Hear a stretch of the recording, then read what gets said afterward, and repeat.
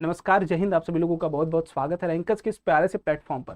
तो आज हम लोग एक नई चीज सीखने वाले हैं। बेसिकली नई तो नहीं है, हो सकता है किसी गलती की वजह से आपने 9th में ये चीज नहीं सीख पाए हो, लेकिन इस चीज की जरूरत क्लास 10th में, 11th में, 12th में, किसी भी क्लास में आप जाओगे, अब जहां जाने वाले हो या फिर जिस क्लास में तुम हो, जरूरत पड़ने वाली है। और मैं नहीं जानता हूं यार, किसी भी मिस्टेक से आपका छूट सकता है, तो मुझे लगा ऐसा कि मैं अपनी तरफ से ये काम कर सकता हूँ, क्योंकि बहुत सारे बच्चे ये चीज फेस करते हैं। हम ऑफलाइन भी कोचिंग पढ़ाते हैं, ऑफलाइन भी हमारी क्लासेस चलती हैं, तो वहां पर भी मैं देखता हूं जब बच्चों को मैं किसी भी एलिमेंट का, किसी कंपाउंड का केमिकल फॉर्मूला लिखने के लिए बोलता हूं, तो वो हमेशा उस चीज को फिर सोचने लगते हैं। जैसे एलिमेंट की बात कर दिया मैंने, सिंबल नहीं पता उनको, तो ये चीजें बहुत फेस करते हैं। और ये चीजें मैं बहुत कॉमन एरर हो सकता है आपके साथ भी हो रहा हो, तो कमेंट करके बताओ होता है कि नहीं होता है। किसी भी कंपाउंड का अगर केमिकल फॉर्मूला लिखना होता है तो सोचना पड़ता है क्या होगा, कैसे होगा।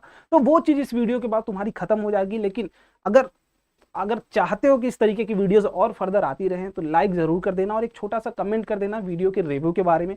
और जिस भी टॉपिक पे तुम्हें लगता है कि मेरे ये टॉपिक्स वीक हैं, उस पर वीडियोस चाहिए, तो वो भी आप कमेंट बॉक्स में जरूर बताइएगा। और एक चीज, अपना गोल कि कितना तुम स्कोर करना चाहते हो आने वाले एग्जामिनेशंस में, बोर्ड का एग्जाम हो, स्कूल एग्जाम हो, जिसमें भी, वो भी कमेंट करके जरूर बताना, ताकि तुम उसके अकॉर्डिंग उसकी मेहनत शुरू करो।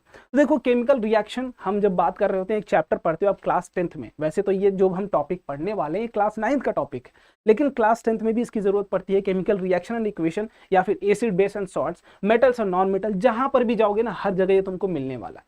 जैसे अगर हम सबसे पहले चैप्टर से शुरू करें, तो हमें पता है केमिकल इक्वेशन जब हम लिखने जाते हैं तो दो तरीके की केमिकल इक्वेशन पढ़ाई जाती है हमें। पहला एक बताया जाता है कि भैया वर्ड इक्वेशन। पहला क्या बताया जाता है? हमें बताया जाता है वर्ड इक्वेशन। और दूसरा जो बताया जाता है वो बताया जाता है दैट इज सिंबॉलिक इक्वेशन। हमें दूसरा क्या बताया जाता है? Symbolic equation. अब कन्वर्जन हो सकता है, कभी कभी हमें दे दिया जाता है कि भैया सिंबॉलिक इक्वेशन दे दिया जाए और वर्ड इक्वेशन में कन्वर्जन आ जाए, या फिर वर्ड इक्वेशन देख के सिंबॉलिक इक्वेशन में कन्वर्जन। अब हो सकता है आपको दोनों ना आता हो सकता है कि दोनों ना आता हो। अब दोनों के लिए हमें पता है भैया, चलिए वर्ड इक्वेशन तो एक बार एटलीस्ट आप लिख लोगे, थोड़ी इंग्लिश तुम्हारी अच्छी होगी तो वर्ड इक्वेशन लिख लोगे। जनरली सिर्फ एलिमेंट्स के नाम लिखने होते हैं, बस, उससे ज्यादा नहीं कुछ लिखना होता, एलिमेंट्स हो या कंपाउंड। लेकिन अगर मैं बात करूं सिंबॉलिक इक्वेशन के लिए, तो उसके लिए पर्टिकुलर हमें किन किन चीजों की जरूरत पड़ती है वो देखते हैं।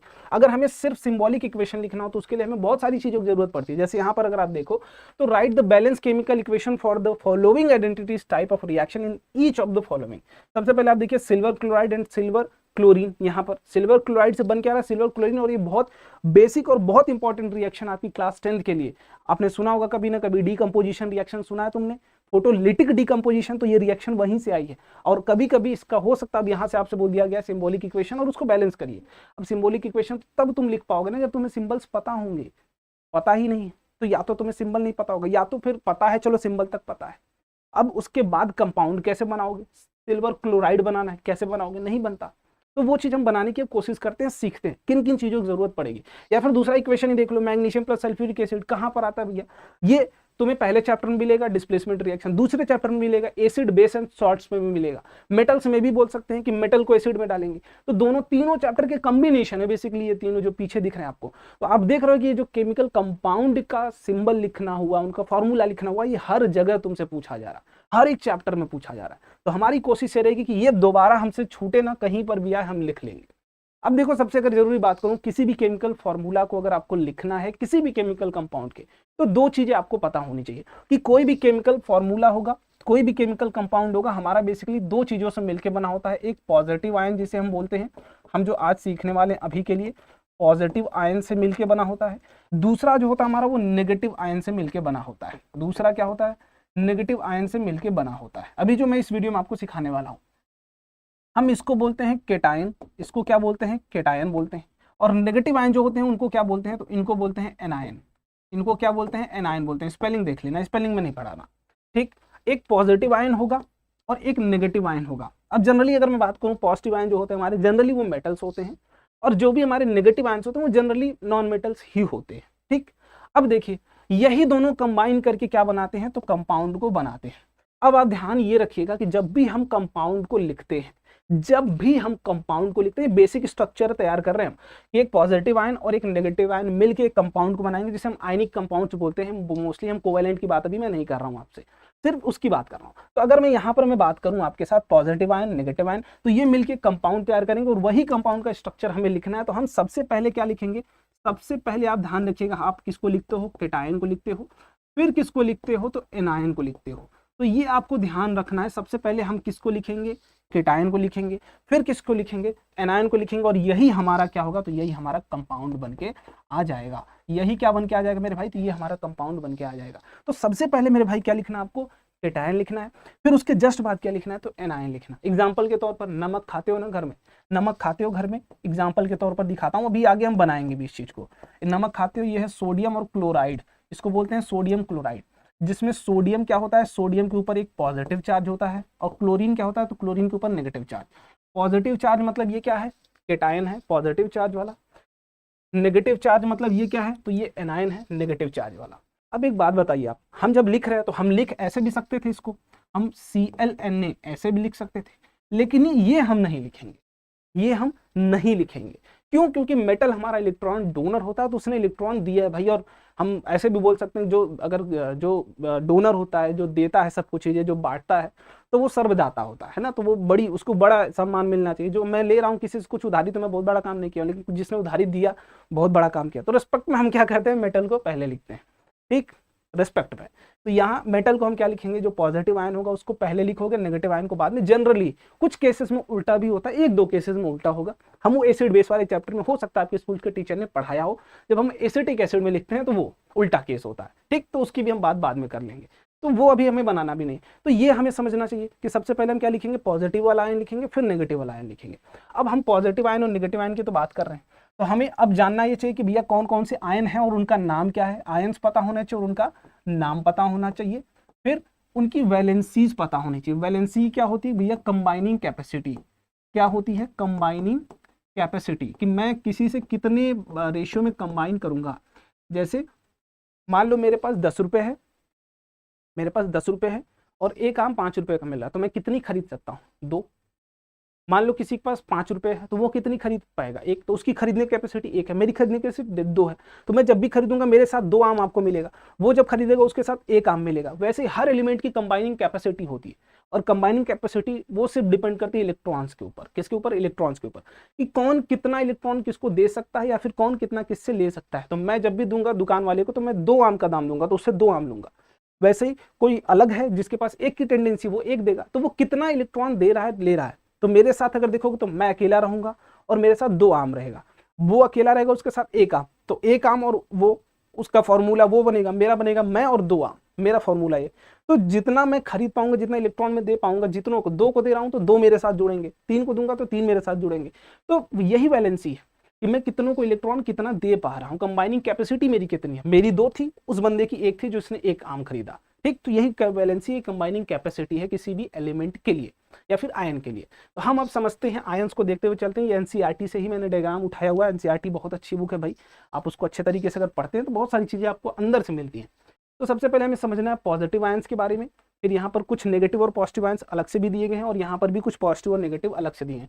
अब ध्यान ये रखना कि जब भी हम कंपाउंड बनाएंगे तो एक पॉजिटिव आयन और एक नेगेटिव आयन को मिला के बनाएंगे, दोनों सेम आयंस नहीं बनाएंगे। क्लियर है, पॉजिटिव आयन और नेगेटिव आयन ही कंपाउंड बनाएगा और कुछ नहीं बनने वाला। क्लियर है, इज दैट क्लियर। चलिए अब सोडियम की बात करें, सोडियम Na+। हमें अब जो सबसे ज्यादा बेसिक से ध्यान देना है ना, कि वो ध्यान देना है चार्ज के ऊपर। इसके ऊपर वो हमें ध्यान देना है अब कि कितना चार्ज है किसी भी एक पर्टिकुलर एलिमेंट पर। हमें क्या ध्यान देना है, चार्ज के ऊपर। जितना जिस पे चार्ज वही उसकी क्या होगी, वैलेंसी होगी। जितना जिसका चार्ज वही उसकी वैलेंसी। सोडियम की बात करूं, कितना चार्ज है, 1, तो वैलेंसी कितनी, 1। पोटेशियम का कितना चार्ज है, 1, वैलेंसी 1। सिल्वर का कितना चार्ज है, 1।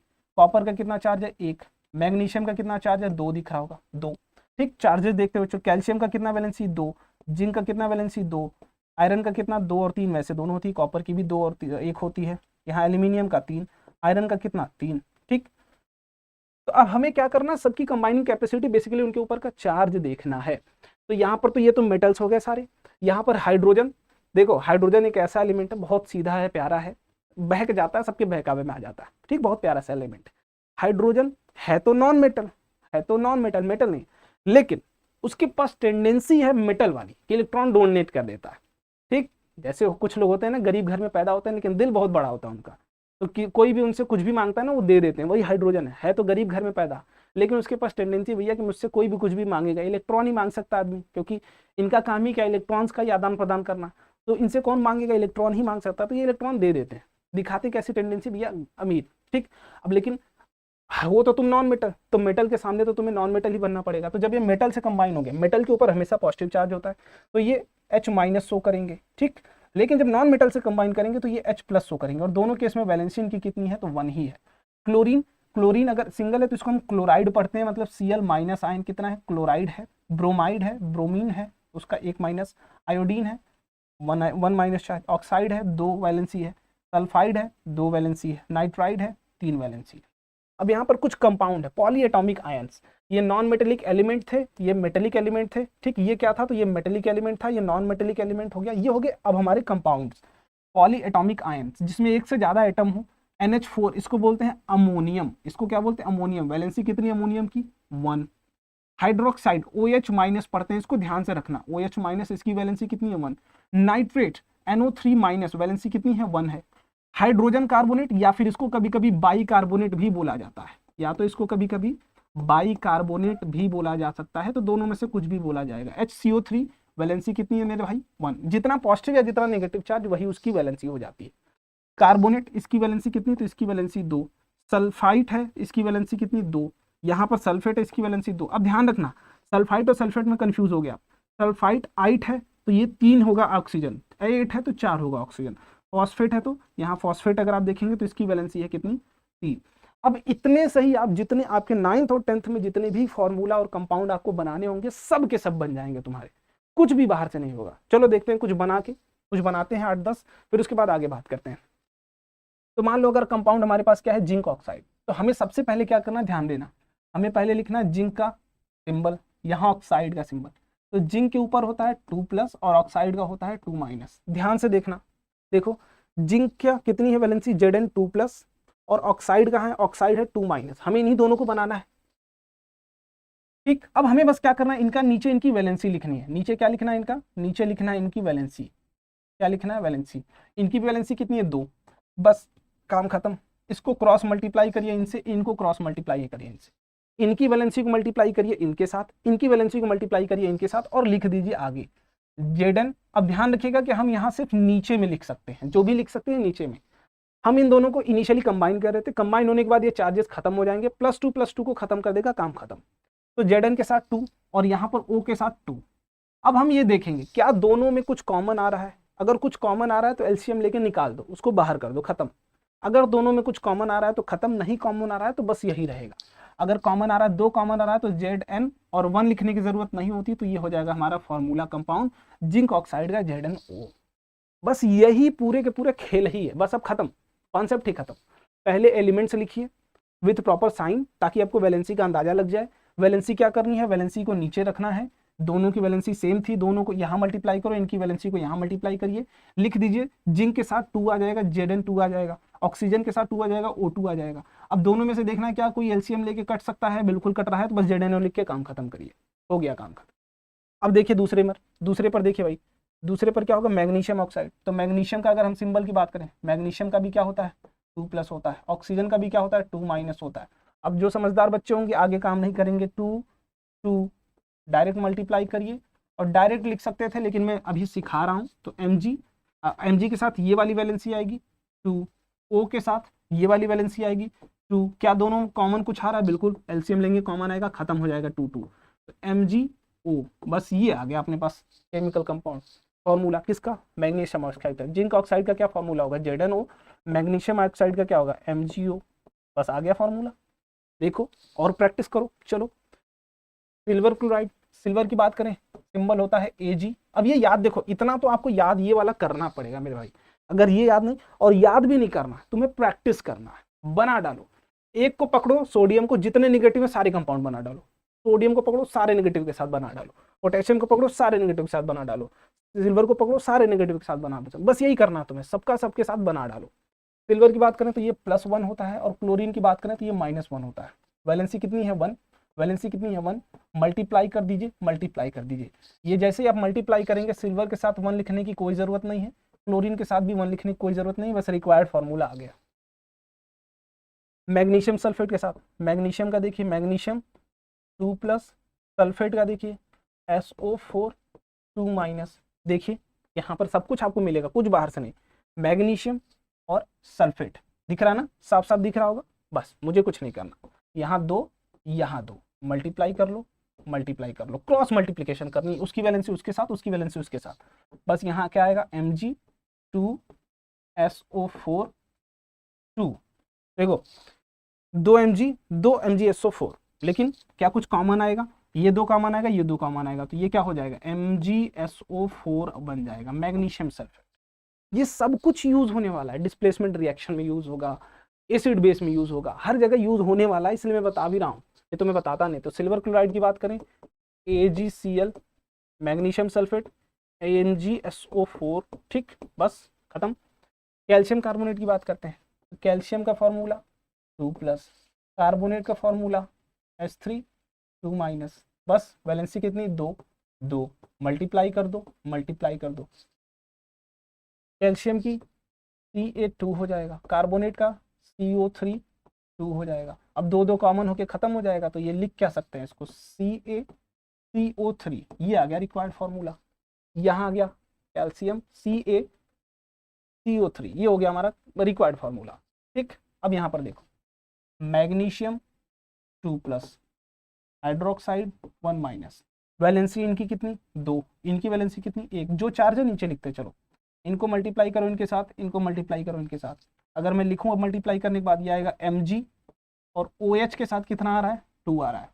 क्या आप दोनों में से कुछ कॉमन आएगा, दोनों में कुछ कॉमन आएगा, नहीं आएगा। जब नहीं कॉमन आएगा तो यही हमारा क्या होगा, फॉर्मूला ऑफ कंपाउंड, और यही क्या है, मैग्नीशियम हाइड्रोक्साइड MgOH का होल ट्वाइस, बस खत्म। चलो अब इसकी बात करो, कैल्शियम को देखो, कैल्शियम का कितना होगा, 2+, नाइट्रेट क्या होता है, NO3-, इसकी वैलेंसी कितनी, 2, इसकी वैलेंसी कितनी, 1, मल्टीप्लाई कर लो, क्या आएगा, Ca के साथ 1 आएगा, NO3 के साथ क्या आएगा, 2 आ जाएगा, बस बोलो कोई समस्या नहीं है। यहाँ CaNO3 का होल ट्वाइस। देखो जो बेसिक कंपाउंड का फॉर्मूला है उसमें हमें कोई मल्टीप्लिकेशन नहीं करना, जो बेसिक कंपाउंड का फॉर्मूला है उसको वैसे ही रहने देना, उसमें कोई भी चेंज नहीं करना हमें, क्लियर। चलिए अब सोडियम हाइड्रोक्साइड Na+OH-, एक वैलेंसी, बस डायरेक्ट लिख दो इन दोनों को अगल बगल, बात खत्म। NaOH, बात खत्म। तो सोडियम हाइड्रोक्साइड का फॉर्मूला NaOH, इसका कॉमन नेम बताइएगा अगर आप 10th में है तो। अब आ गया सोडियम हाइड्राइड, सोडियम की बात करें Na+, हाइड्राइड क्या होता है, H-। देखो यहाँ पर दिखाया मैंने, बताया था ना, हाइड्राइड ये सिर्फ किसके साथ आएगा, तो मेटल्स के साथ आएगा बस, और किसी के साथ हाइड्रोजन हाइड्राइड नहीं बनाता। तो इसकी वैलेंसी कितनी, 1, इसकी वैलेंसी कितनी, 1। यहाँ चलो बनाते हुए चलो, बस 1 1 है तो बस कुछ मत सोचो, अगल बगल लिख के काम खत्म करो। ये बन गया NH, हाइड्रोजन ब्रोमाइड H+ और Br-, वैलेंसी 1, मल्टीप्लाई करके लिखो, मल्टीप्लाई करके अगर लिखते हो तो ये आ जाएगा HBr, बस खत्म।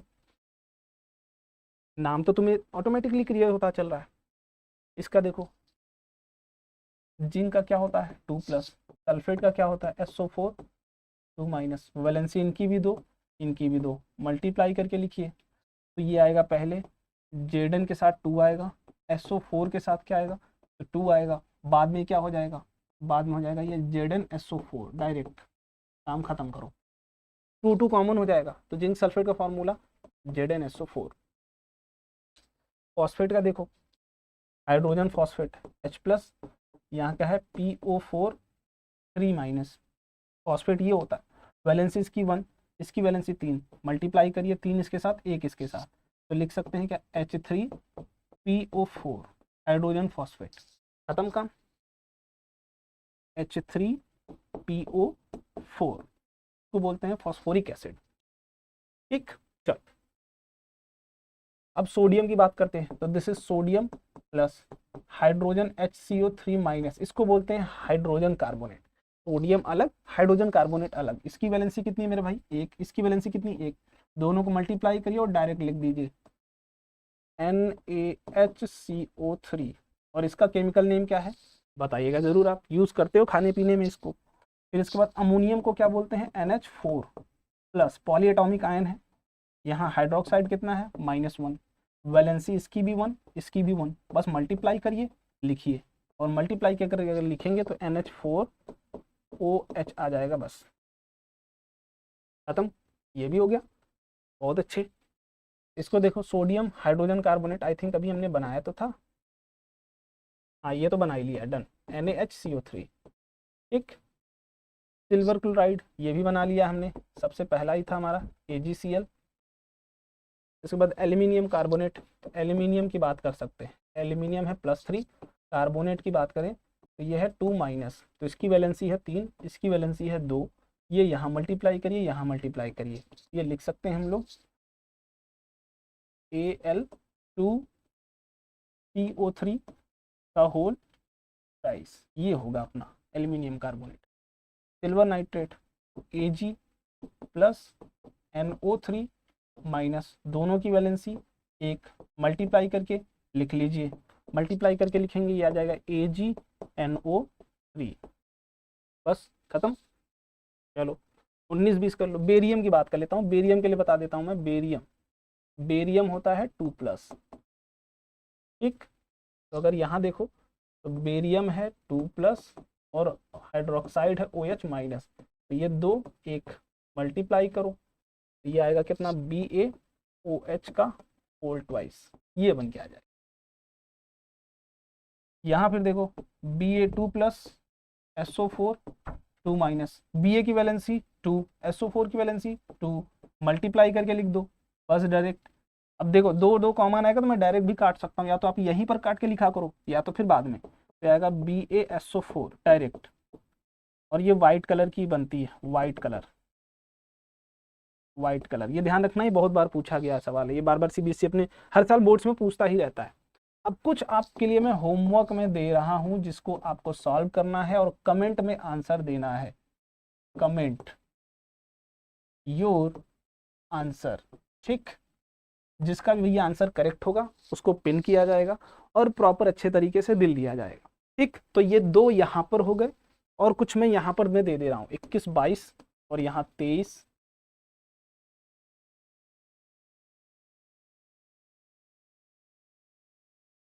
कार्बोनेट कराया हूँ क्या एल्यूमिनियम का, हाँ कार्बोनेट तो हो गया, एल्यूमिनियम नाइट्रेट, ठीक। चौथा 24 एल्यूमिनियम हाइड्रोक्साइड, 5 में दे देता हूँ एटलीस्ट, ये 25, ये क्या होगा, ये दे देता हूँ मैं,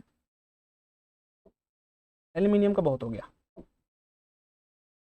सोडियम नाइट्रेट, बस, ठीक। 3 इस पे हो गए आपके और 2 यहाँ। आई होप इतने अपने पास 5 होमवर्क हो गए, और उम्मीद यही रहेगी कि आपको सारी चीज़ें समझ में आई होंगी। एक बार जेन्युइन जो तुम्हें लगा होगा चीज़ें वो कमेंट बॉक्स में बताना कि क्या क्या चीज़ें, और तुम्हें कौन कौन से टॉपिक्स ऐसे अभी भी हैं साइंस के अंदर जो तुम फेस कर रहे हो कि अभी भैया नहीं क्लियर हो पा रहा है, उसको भी बताइए, उसको भी हम लोग अच्छे तरीके से पढ़ेंगे, क्लियर करेंगे और आगे बढ़ेंगे, और अपना गोल भी कमेंट बॉक्स में ज़रूर बताना। मिलते हैं अगली वीडियो में, बाय, जय हिंद।